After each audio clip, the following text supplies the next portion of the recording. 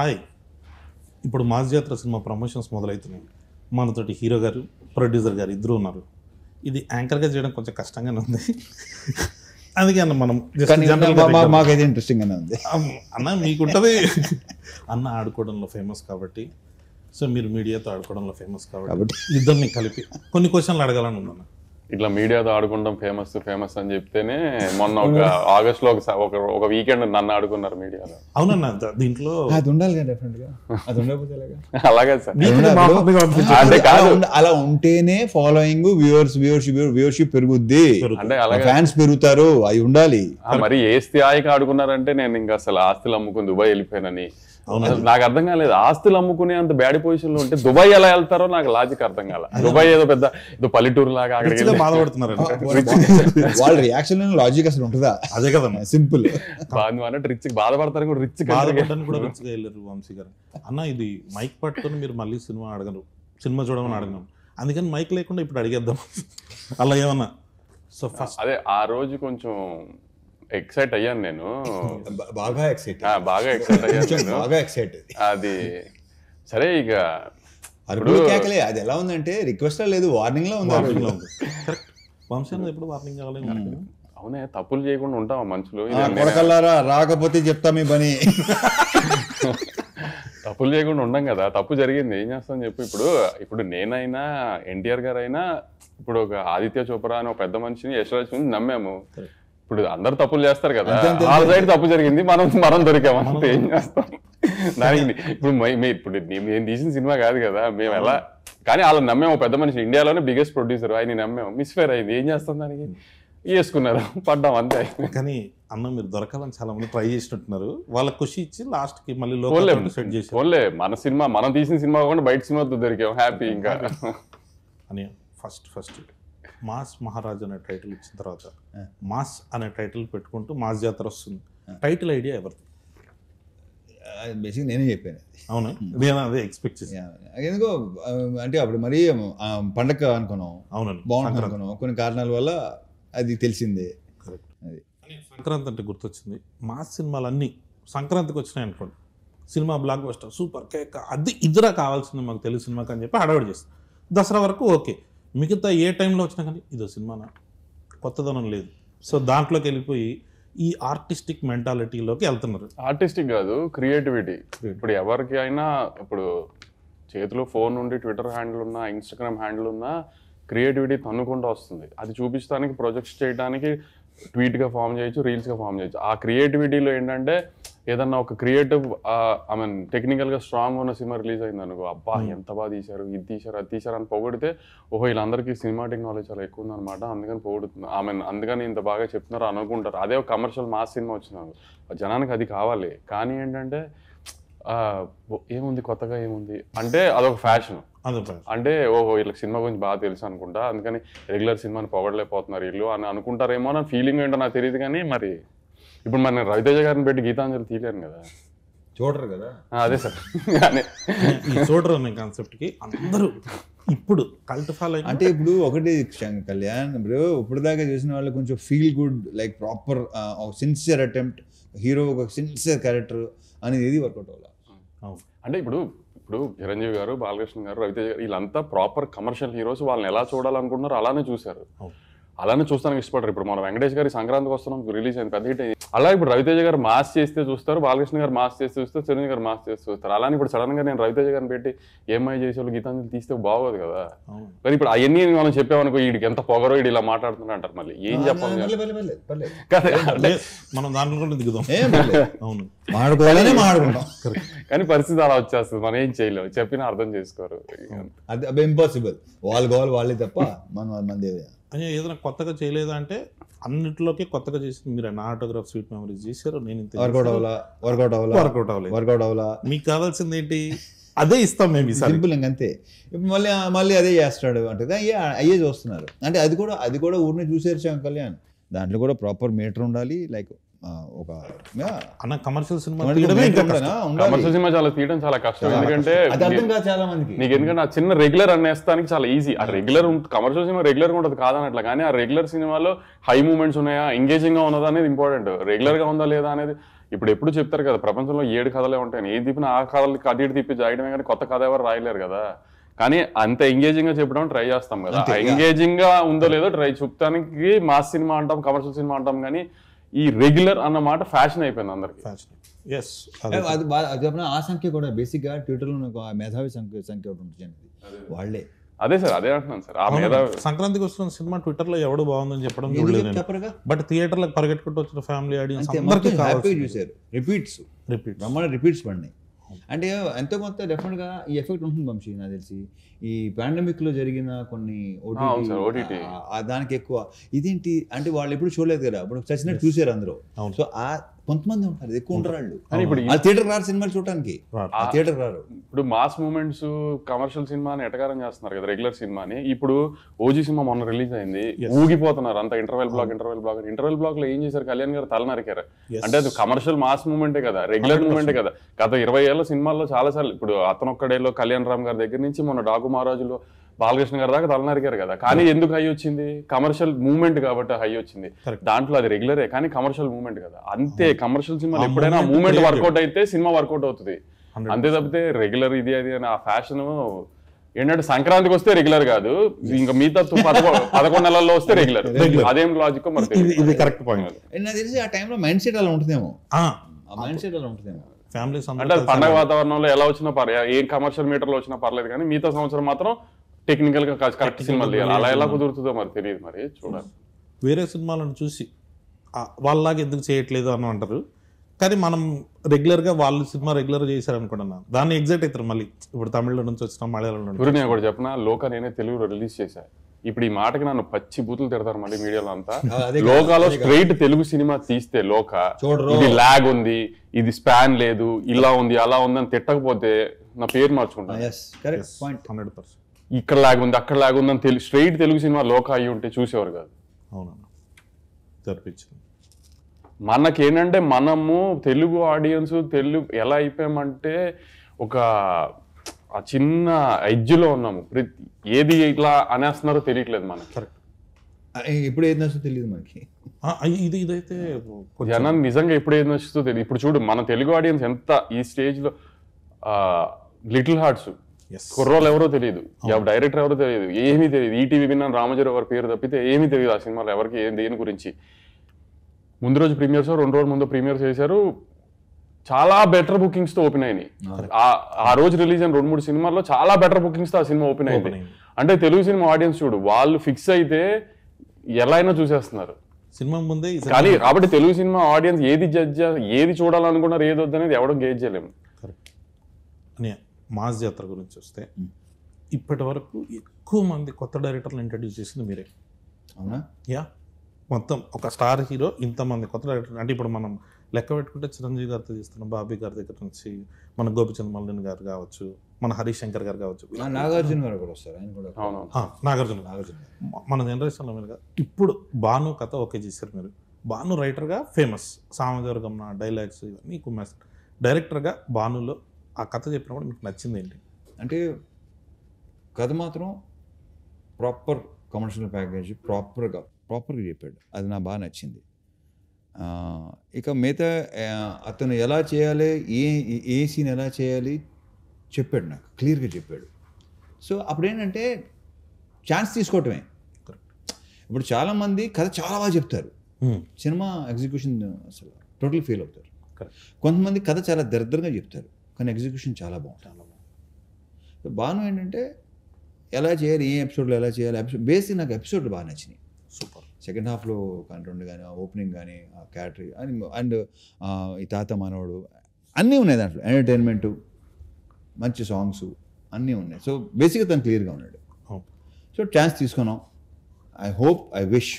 Yes, మీరు చేసేటప్పుడు నేను ఇది కూడా చెప్తాను, నేను ఎంజాయ్ చేశాను అంటే నేను ఇప్పుడు డిసప్పాయింట్ చేయాలి. సూపర్. లేదన్నా మాస్ జాతర మీద హై ఎక్స్పెక్టేషన్స్ రావడానికి ఫస్ట్ రిలీజ్ అయిన పోస్టర్ తర్వాత సాంగ్, మీరు ఇడియట్లో టాప్ సాంగ్ అది, మొత్తం జనాలందరూ పాడేసుకొని, ఇప్పుడు రవితేజ గారిది మేము ఏదైనా చూపించాలి ఇమిటేషన్ అని అంటే ఫస్ట్ ఆ సాంగ్ ఎత్తుకుంటాం. ఆ ట్యూన్ని పట్టుకురావాలన్నది భీమ్స్ గారి ఐడియానా, మీ ఐడియానా, డైరెక్టర్ గారి ఐడియా? అది నాకు తెలిసి భీమ్స్దే ఐడియా. అది ఫస్ట్ ఈ ట్యూన్ చెప్పాడు, అప్పటికి ట్యూన్ చెప్పాడు, దీంట్లో ఇది కలిపితే చాలా బాగుంటుంది, తందే మొత్తం తందే. సూపర్. అండ్ ఇప్పుడు రేపు ఆడియో విన్నారు కదా, రేపు థియేటర్లో అది ఇంకోలాగా ఉంటుందని నేను నమ్ముతున్నాను. ఇంకా ఊగిపోతారని నాకు ఉంది డెఫినెట్గా. అని శ్రీలీల గారి చాయిస్ మీద అన్నావు మామూలుగా అనుకున్నాం, దానికి ఏమి వేరే ఆప్షన్ పెట్టుకుని లీలా ముందు నుంచి లీలానే అనుకున్నాం. లీలా అవును. ఇంకోటి ఏంటంటే ఆ క్యారెక్టర్కి కంపల్సరీ తెలుగు స్పీకింగ్ ఫన్ కూడా చేయాలి. ఎందుకంటే డబ్బింగ్ లో ఆ ఫన్ పోద్ది, డెఫినెట్గా రాదు అది. సో తెలుగు అమ్మాయి పైగా శ్రీకాకుళం స్లాంగ్ నేను ఎక్స్పెక్ట్ చేయలేదు, చాలా బాగా చేసా, చాలా బాగా చెప్పి, చాలా బాగుంది. అండ్ ఇప్పుడు దాకా చూసిన లీలాకి ఈ లీలాకి డెఫినెట్గా తేడా ఉంటుంది. నేను ట్రైలర్ చూడడం జరిగింది, అంటే ఇప్పటికి ఇంకా రిలీజ్ అయినది. ట్రైలర్లో మాత్రం అసలు ఆ క్లైమాక్స్ షార్ట్స్ అవన్నీ వచ్చాయి కదన్నా, బ్లాక్ షర్ట్ వేసుకొని యాక్షన్ ఎపిసోడ్స్ అద్దరు కొట్టేసినట్టున్నారు. వెంకట్ మాస్టర్ కదా, మొత్తం వెంకట్ పృథ్వీ. మీరు డాకు మహారాజు వెంకట్ గారే దీంట్లోనూ, వెంకట్ గారు వెంకట్ చాలా, వాళ్ళిద్దరూ ఆల్రెడీ ఎస్టాబ్లిష్డ్ టెక్నీషియన్, పృథ్వీ ఏమో అప్కమింగ్ టెక్నీషియన్. ఇద్దరు సూపర్ టెక్నీషియన్స్. స్టైల్ ఉంటుంది, పృథ్వీలో స్టైల్ ఉంటుంది, వెంకట్లో స్టైల్తో పాటు మాస్ ఉంటుంది. పర్ఫెక్ట్. అని మీ ఇద్దరిలో కాంబినేషన్ అంటే ఏదన్నా ఉంటే అంటే డైరెక్ట్గా మొహం మీద ఫ్రాంక్గా ఏదైనా కష్టాలు పడ్డారా మీరు అంటే, బొక్క ఎవరి కోసం పడ్డా, నా కోసం పడ్డారని చెప్పే టైప్ మీరు. ఇదేమో ఏదైనా మాట్లాడంటే ఫస్ట్ లేని కూడా వచ్చేస్తుండే. మీ ఇద్దరికి ఎప్పుడైనా ఫ్రాంక్గా మాట్లాడుకుని గొడవలు జరగడం కానీ, అరుపులు కేకలు అక్కడ వరకు వెళ్ళకపోయినా అరుపులు హీరోలతో ఎవరైనా అరుపులు కేకలు వెళ్తే కామన్ సెన్స్ ఉంది అంటే ఇప్పుడు ప్రస్తుతానికి సార్ నా మీద అలిగే ఉన్నారు 27 డేట్ పోయిందని. అంటే ఇది కూడా ఒకటి ఉంది అన్న, అసలు ఈ యూనియన్ గొడవలు దీనివల్ల లేట్ అవ్వడము అది కాదు కానీ సరే, ఇంకా రీజన్స్ గురించి కూడా మాట్లాడుకోవడం వేస్ట్ అనవసరం కానీ. సో కాకపోతే ఇదైతే ఒకటి ఉందన్న, 75th ఫిలిం లేట్ అవుతుందని ఫ్యాన్స్ ఉన్నారు. సో సార్ది 75th ఫిలిం కాబట్టి మీరు ఏం ప్రామిస్ చేస్తున్నారు? లేట్ అయినా లేటెస్ట్గా వస్తామన్నట అలాంటి ఏం లేదు కానీ, ఆమె ఇప్పుడు నువ్వు ఇందాక ఫస్ట్ లో ఇంటర్వ్యూ స్టార్టింగ్ లో అన్నావు కదా, మళ్ళీ అడగదు ఇది అది, కానీ ఇప్పుడు నేను చెప్తే వీళ్ళు వింటారో నమ్ముతారో కూడా నాకు తెలియదు. కానీ ఇంటర్వెల్కి ఒక 20 నిమిషాల ముందు నుంచి సెకండ్ హాఫ్ స్టార్ట్ అయింది, ఒక 15 minutes చిన్న ఎంటర్టైన్మెంట్ ఉంటుంది. ఇంటర్వ్యూ అక్కడ తర్వాత ఒక పాట వస్తుంది, ఆ పాట నుంచి క్లైమాక్స్ లీడ్ దాకా ఒక 1 hour సినిమా ఉంటుంది.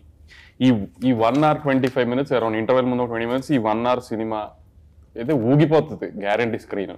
అదైతే నేను గ్యారంటీ చెప్తున్నా. నీకు కూడా రెడీగానే ఉంది, నీకు చూపిద్దామని రెడీ అయ్యాడు బాను కూడా. 3 రోజులు నువ్వు చూద్దు. కానీ ఒక సెకండ్ హాఫ్లో ఒక చిన్న ఫన్ ఎలిమెంట్స్ తర్వాత బాగుంటుంది, తర్వాత స్టార్ట్ అవుతుంది ఒక సాంగ్, మాస్ సాంగ్తో. అక్కడి నుంచి ఆమె ఎమోషన్ కానీ, ఆమె యాక్షన్ బ్లాగ్స్ కానీ, క్లైమాక్స్లో ఒక ట్విస్ట్ ఉంటుంది రాజేంద్ర ప్రసాద్ గారిది, అవన్నీ దాకా అసలు షేక్ అయిపోతుంది screen guarantee. Sir 75th film, Ravi Teja గారి నుంచి ఏం ఎక్స్పెక్ట్ చేస్తున్నారో అది ఎగ్జాక్ట్గా మూమెంట్స్ యాజ్ ఇట్ ఈజ్గా ఉంటాయి. ప్లస్ సార్ అన్నట్టు మాస్ సినిమా తీయడం అంత ఈజీ కాదు కదా, ఆ మూమెంట్స్ అని కరెక్ట్గా కూర్చుంటాయి కూడా. అని ఇప్పుడు నా సినిమా కూడా నేను చెప్తున్నాను అనుకుంటారు జనం, కానీ నేను అంత కాన్ఫిడెంట్గా చెప్తున్నా. లేదు, నేను ట్రైలర్ చూసినప్పుడు మీది రాజేంద్ర ప్రసాద్ గారిది హిలేరియస్గా అనిపించింది, చాలా బాగుంది అదంతా. నేను అదే నీకు ఇంటర్వెల్ ముందు 20 నిమిషాలు ఎందుకు చెప్తున్నానంటే, మిగతాదంతా ఇప్పుడు రవితేజ గారి స్టైల్ ఒక ఎటకారం కామెడీ ఉంటుంది కదా, అదంతా ఉంటుంది. ఫస్ట్ హాఫ్ అంతా ఆ కామెడీ ఆ సెన్స్లో వెళ్తూ ఉంటుంది, కూల్గా రిలాక్స్డ్గా వెళ్తూ ఉంటుంది. కథ స్టార్ట్ అయిన తర్వాత ఇంటర్వెల్ లీడ్ నుంచి ఇక ఎత్తుకుంటే సినిమా నీకు ఇంకా క్లైమాక్స్ ఫైట్ దాకా తగ్గదు సినిమా. ఇక్కడ విజువల్గా కూడా చాలా స్టన్నింగ్ ఉంది. అంటే ఈ మధ్య చాలా స్టన్నింగ్ గా లేదన్నా, అంటే నేను చూస్తున్న ట్రైలర్ డాకు మహారాజ్కి మీరు అదే ప్రామిస్ చేశారు. అప్పటి వరకు నా బాలకృష్ణ గారి సినిమా మీరు చూసినట్టుగా కాకుండా కొత్తగా ఉంటుందని. ఇదైతే విజువల్లీ మనం చేసే మా సినిమాలో క్రాక్ ఉంటుంది కదన్నా, క్రాక్ అప్పుడు భలే కొత్తగా ఉంటది. అంటే విజువల్ సైడ్ దీంట్లో కూడా నీకు సెకండ్ హాఫ్ లో 2 బ్లాకులు క్రాక్ రేంజ్ లో విజువల్స్ ఉన్నాయి, క్రాక్ రేంజ్ లో ఎమోషన్ ఉందని అనిపిస్తుంది గ్యారంటీ. సూపర్. అదేనా డిఓపి గారి గురించి చాలా బాగా చేశాడు కదన్నా. అసలు ఆయన విజువల్స్ అన్ని చూస్తుంటే మహావీరన్ కెమెరామెన్, మహావీరన్ కెమెరామెన్ చాలా బాగా చేశాడు. అదే నాకు కొంచెం ఆర్టిస్టిక్ స్టైల్ సినిమాల నుంచి సడన్ గా కమర్షియల్లోకి వచ్చినప్పుడు వచ్చి ఆ కొత్త వైబ్ ఉంటుంది కదా, ఆ వైబ్. తను కూడా ఎలాంటి సినిమా నేను చేయాలని, తనకి ఇష్టం ఇలాంటి సినిమాలు చేయటం అంటే. సూపర్. నేను క్లైమాక్స్ సెట్కి నేను వచ్చాను, అప్పుడు చూసినప్పుడు ఆ action block, climax action block ఎక్స్ట్రాడినరీగా వచ్చిందని ఫీలింగ్ నాకు. చూసినప్పుడు అనిపించిందా? అది అసలు సెట్లో చూస్తున్నప్పుడు చూసి చెప్పు. డెఫినెట్లీ, థ్యాంక్ యూ అనే. ఇంకొకటి అంటే మెయిన్గా మనం వస్తున్నప్పుడు డ్యాన్స్ గురించి మాట్లాడితే, సో మీకు శ్రీలీల గారికి సెట్ అయినట్టు ఇంతవరకు చాలా మంది హీరోయిన్స్తో మీరు చేశారు కానీ శ్రీలీల గారితో డ్యాన్స్ అంటే మాత్రం ఒక ఎగ్జైటింగ్ ఉంటుంది. అంటే తను సూపర్ డాన్సర్, అది అందరికీ ప్రత్యేకంగా చెప్పక్కర్లేదు. అసలు యాక్చువల్లీ ఇంకొక మేజర్ డాన్స్ నెంబర్ రిలీజ్ చేయాలి, అది రిలీజ్ దగ్గరలో రిలీజ్ చేద్దామని అది హోల్డ్ చేసాం. సాంగ్ అవ్వాలని కోరుకుంటున్నాను. లేదు ఆ సాంగ్స్ అన్ని అది బాగుంటాయి. కూడా సెకండ్ సాంగ్ కి అలా లిరిక్స్ మీద చిన్న కాంట్రవర్సీ వచ్చింది, ఏంటి బూతులు పెట్టారు ఇది అంటున్నారు. అది నా విషయం సార్, నేను అన్నప్పుడు చాలా మంది సార్ వాళ్ళు ఆ లాస్ట్ ది వదిలేసి ఫస్ట్ ఇది మాత్రమే తీసుకుంటున్నారు కొంతమంది, అందరూ కాదు అది. సార్ అది చాలా బాగుంది. ఇప్పుడు రాయలసీమ బ్యాచ్ ఉంది అనుకోండి సార్, డిస్ట్రిబ్యూటర్ కానీ ఎక్స్పర్ట్ కానీ పాట అద్దరిపోయింది సార్. మీరు మళ్ళీ ఇప్పుడు ఆ బూతులు పెట్టారు ఏంటని మీకు ఎవరైనా చెప్తే మీరు అది ఎడిట్ చేస్తారేమో, లేకపోతే లిరిక్స్ మారుస్తారేమో, అలాంటి పనులు చేయకండి సార్, ఇది చాలా బాగుంది సార్ పాట అని రాయలసీమ నుంచి ఎక్స్పర్ట్ సార్ అదే అంటాను సార్. ఒక్కొక్క జానర్ ఒక్కొక్క రకంగా ఒక్కొక్క ఎంబ్రేస్ చేస్తున్నప్పుడు ఇప్పుడు అందరినీ ఈక్వల్ గా ఎంటర్టైన్ చేయడానికి ఏంటి అనేది మనం ఆ డైలమాలో ఉండకుండా మనం ఒకటి అనుకుని కాన్ఫిడెంట్ గా వెళ్ళిపోవడమే సార్. ఇంకా తర్వాత దీని మీద ఇంకో క్లారిఫికేషన్ ఏమన్నా, నేను కొన్ని సాంగ్స్ ఉంటాయి దాంట్లో నిజంగానే పచ్చి బూతులు ఉంటాయి, వాటి గురించి ఎవడో పట్టించు స్మూత్ గా చెప్తారు అది పచ్చి బూతులు ఉంటాయి. కొన్ని సాంగ్స్ ఉన్నాయి but I don't want refer వాటి గురించి మహాన్ తెలుసుకోలేదు కానీ యా డెఫినెట్ గా ఇప్పుడు అమ్మని అక్కని అని గాళ్ళు మొక్కిపోతా అది వదిలేస్తున్నారు. ఏమిటండి ఆ సాహిత్యం ఏంటండి అనుకున్న కొంతమంది ఉంటారు, వాళ్ళు అలా అనుకుంటూ ఉంటారు. రేపు థియేటర్ చూస్తారుగా ఆ సాంగ్, లాస్ట్ సాంగ్ లో కూడా ఎటకారమే చేసాం, ఫుల్ ఎటకారమే. ఇప్పుడు దానికి కూడా కాంట్రవర్సీ వస్తుంది, దానికి కూడా తిడతారు, కానీ దాంట్లో కూడా ఎటకారమే చేసాం. అది last song commercial song, mass mass beat, dance number, set number, లీలాను రవితేజ గారు ఎరగదీసేసి డాన్స్, అది తర్వాత రిలీజ్ దగ్గర రిలీజ్ చేద్దాం, అది కూడా కాంట్రవర్షియల్ లిరిక్స్ మళ్ళీ. కాంట్రవర్షియల్ కాదు, కాకపోతే ఏంటర్ ఎలా ఉంది అంటారు ఏదో కొత్తగా ఉంటే ఫస్ట్ ఒక చిన్న టెన్షన్ వస్తుంది. కళ్యాణ్కి ఏదైనా కొత్తగా ఏది ఉన్నా సరే అనుకుంటారు, ఏదైనా అంతే కొంచెం మళ్ళీ అని. మీకు డాకు మహారాజ్ కూడా ఇది వచ్చినట్టుంది కదా, ఫస్ట్ సాంగ్ చూసినప్పుడు అయితే ఎలా చేస్తారు మీరు ఎన్ని మిలియన్స్ కదా సార్, మీరు నమ్మరు ఎన్ని సంగీత్ ఈవెంట్లకి అటెండ్ అయ్యాను నేను ఆ సీజన్ లో పెళ్లిళ్ళ తర్వాత, ఆమె రిలీజ్ తర్వాత. చాలా మంది ఫ్యామిలీ లేడీస్ డాన్సులు చేస్తారు, చేస్తున్నారు. దానికి ముందు మాత్రం మనం అసలు మీకు ఏంటి, మీకు అసలు ఇది ఉమెన్ ఎంపవర్మెంట్, ఇది ఏంటి ఆయన అక్కడ ఏం జరిగిందని.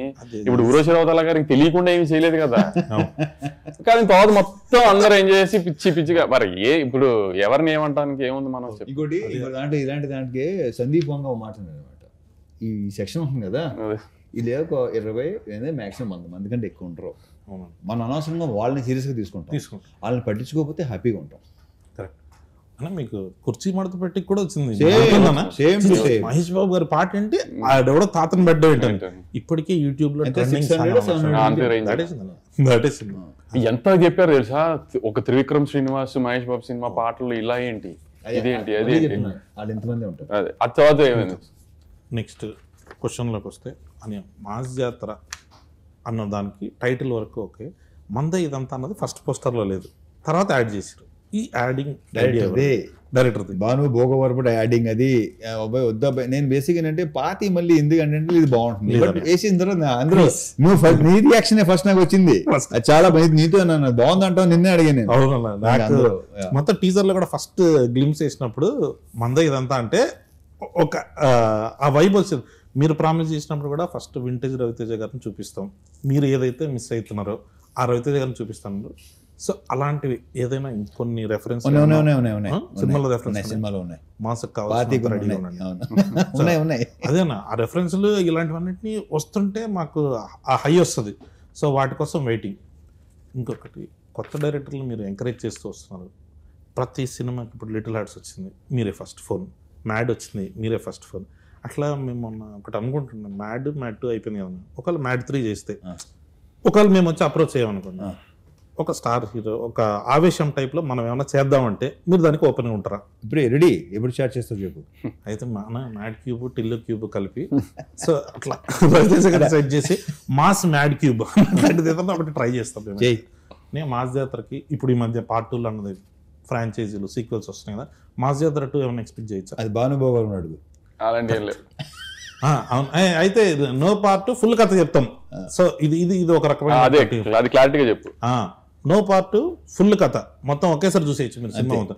అదే ఈ మధ్య ఒకటి వస్తుంది కదా, సగం సినిమా చెప్పి సగం టికెట్ డబ్బులు ఏమైనా ఇస్తారా మాకని, అట్లా లేకుండా ఫుల్ టికెట్కి ఫుల్ డబ్బులు.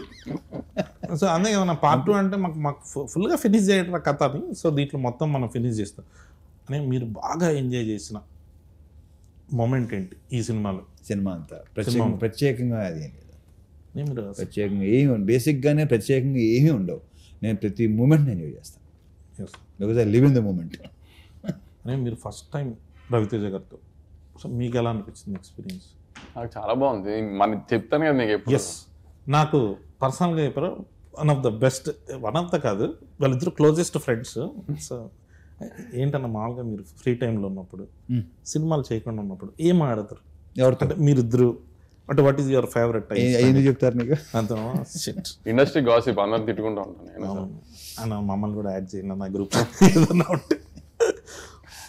అన్న ఇంకొకటి, ఈ మధ్య ఫ్యాన్స్తో కలిసి సినిమాలు చూస్తాము అని చాలామంది కనిపిస్తుంది. మీరు అట్లా ఎప్పుడైనా ఫ్యాన్స్తో కలిసి సినిమా చూసిరా? లేదు, బట్ ఒకసారి చేయాలనుకుంటున్నా అలాగా సరదాగా. మాస్ జాతర హిట్ రిపోర్ట్ వచ్చేసిన తర్వాత సార్ కానీ ఆర్ట్ సినిమాలో అందరూ అది థియేటర్ ఆగదు అవనే. ఇప్పుడు మాస్ జాతర రిలీజ్ అయ్యి గ్యారెంటీ హిట్ రిపోర్ట్ వస్తుంది, అది నన్ను నమ్మండి. మళ్ళీ మీరు ఆగస్ట్ లో జరిగిన దాన్ని గుర్తుపెట్టుకుని అనకండి, కానీ మాస్ జాతర నేను చెప్పిన బ్లాక్లు ఖచ్చితంగా వర్కౌట్ అవుతాయి, సినిమా బాగుంటది. దాని తర్వాత సార్ తీసుకుని మనమే సార్ మల్టీప్లెక్స్కి వెళ్దాం ఏఆర్టీకి. ఎస్ అని ఫస్ట్ టైం మీకు మాస్ మహారాజ్ అన్న టైటిల్ ఎప్పుడు వచ్చింది? ఇది చాలాసార్లు చెప్పేసాను శంకర్ కళ్యాణ్, ఇది నువ్వు అది నేను పిలిచింది ఈ రొటీన్ అడగొద్దని, నువ్వు మళ్ళీ పేపర్ నాకే చెప్పి చిరా దొరుకుతుంది. పేపర్ పట్టుకుని పాత ఇంటర్వ్యూలు ఒకసారి చూసుకుంటే తెలిసిపోతుంది. చూసుకోండి, అదే ఏదన్నా కొత్తగా అడగన్నారు, కానీ చెత్తగా అడిగినందుకు సారీ అని. తర్వాత మీరు ఫస్ట్ టైం ప్రాజెక్ట్ స్టార్ట్ చేసిన సంక్రాంతికి, డిలే కారణం ఏంటి? నేను చెప్తాను. అది సంక్రాంతి రిలీజ్ అవ్వాల్సింది, నాకు ఇంజురీ అయింది. నాకు ఇంజురీ అయ్యి కొంచెం దానికి 3 months to 4 months కూడా దొబ్బింది. May 9th అనుకున్నాం, మళ్ళీ కాల్ ఇంజురీ అయింది. ఇక తర్వాత వదిలే. ఆగస్ట్ 27th మాత్రం నేను పుష్ చేశాను. యాక్చువల్లీ మిగతా 2 సార్ అంటున్నారు కానీ వర్క్ సైడ్ కూడా కొంచెం స్లోగానే వెళ్ళింది, కానీ ఆగస్ట్ 27th మాత్రం నేను పుష్ చేశాను. ఏ జనం మన మంచికి ఓకే కరెక్ట్. ఎందుకంటే ఎలాగో ఎక్కుతున్నారు, ఇంకెందుకు ఎక్కించుకుంటాం. ఇప్పుడు మనల్ని ఎక్కే విషయంలో ఇప్పుడు అనవసరంగా సార్ని బలి చేయక్కర్లే కదా, 75th ఫిల్మ్ కదా అది. అందుకని కొంచెం వాళ్ళకి ఎక్కే వాళ్ళకి ఆ మనశ్శాంతి ఇచ్చి ఫ్రీడమ్ ఇచ్చి అంతా చేసి ఎక్కుకుంటారు అని చెప్పి టైం ఇచ్చి నేను సినిమాని అంత ప్రశాంతంగా చూసుకుని అంత బాగా చేసుకుని రిలీజ్ చేద్దాం అనుకున్నాను అంతే. అందుకంటే ఏం లేదు ఇక్కడ. కానీ మధ్యలో ఆశలు అమ్మి దుబాయ్ వెళ్ళడం టైం పట్టింది కాబట్టి కొంచెం మళ్ళీ వెనక్కి రావాలి కదా, మళ్ళీ ఆశలు కొని మళ్ళీ కొంచెం వెనక్కి వెళ్ళాలి. అదే దుబాయ్లో కొంచెం కానీ దుబాయ్ బాగుంది చాలా. ఆ రోజు సార్ చూసాను దుబాయ్ సీన్ పోస్టర్ గా వేసారు, అది నేను యాక్చువల్లీ నాకు అది పంపిస్తే నేను ఇక్కడ ఉన్నా ఆ రోజు, నేను ఇక్కడే ఉన్నా ఆ రోజు, నేను ఇక్కడ ఉన్నా. అది ఫార్వర్డ్ చేసింది ఫస్ట్ ఎవరు చెప్పినా మావాడు మాదన్నాడు, అది చేసాడు. సో అందుకని సో ఇప్పుడు దేనికి భయపడతాము ఏదని ఉండదు కళ్యాణ్ ఏమి, కానీ ఎదురెళ్ళక్కర్లేదు కదా నెగిటివిటీ ఊరికి. ఎలాగో నువ్వు అన్నట్టు ఎప్పుడు దొరుకుతానని వెయిట్ చేశారు, ఏదో బయట సినిమాకి దొరికాము, సో వేసుకుంటున్నారు కదా అని వాళ్ళకి ఎదురెళ్ళి ఏం అన్నట్టుగా వాళ్ళకి మనమేం ఫేస్ లేదంత కదా ఫైట్. మనం ఎందుకు ఫైట్ చేసేది, తగ్గుంటే బెటర్ కదా అని అప్పుడు అందుకే సార్ కోపం వచ్చింది, పోస్ట్ పోన్ చేశానండి. లేదన్నా మనం నెక్స్ట్ సినిమా అన్నీ బాగుంటాయి కరెక్ట్ అంతే అని. లాస్ట్ మాస్ జాతర వస్తుంది, సినిమా రిలీజ్ అన్ని కన్ఫర్మ్ అయ్యాయి, ప్రీమియర్స్ కూడా కన్ఫర్మ్. ఇప్పుడే లైవ్ లో చెప్పేస్తున్నాను, దాంట్లో ఏ డిస్కషన్ లేదు. సూపర్ డన్ అన్న. అయితే నువ్వు సినిమా ఇప్పుడు మొదలు పెడుతున్నావు చెప్తారు. మీరు చెప్పండి అన్న, నేను వెయిటింగ్. ముందు నువ్వు పెళ్లి చేసుకో, ఆ తర్వాత చేద్దాం.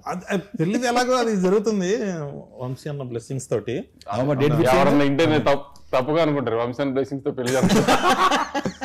అదే కదన్నా, లేకపోతే సినిమా అయింది మనం ఎక్కడ ఉంటాం అన్న. మీరు చెప్పేది నన్న ఒకసారి నెక్స్ట్ టైటిల్ చెప్పొచ్చా? వద్దు సరే సినిమా అనౌన్స్మెంట్ అది మీరు టైటిల్ ఫిక్స్ చేస్తావా? అదేలా చెప్తాం, దానికి ఈవెంట్ వేరే event. Okay, thank you so much. మన భాను భోగవరపు గారి డైరెక్షన్లో మాస్ జాతర అన్న ఈసారి కొడుతున్నాం అంతే, ఫిక్స్. Thank you.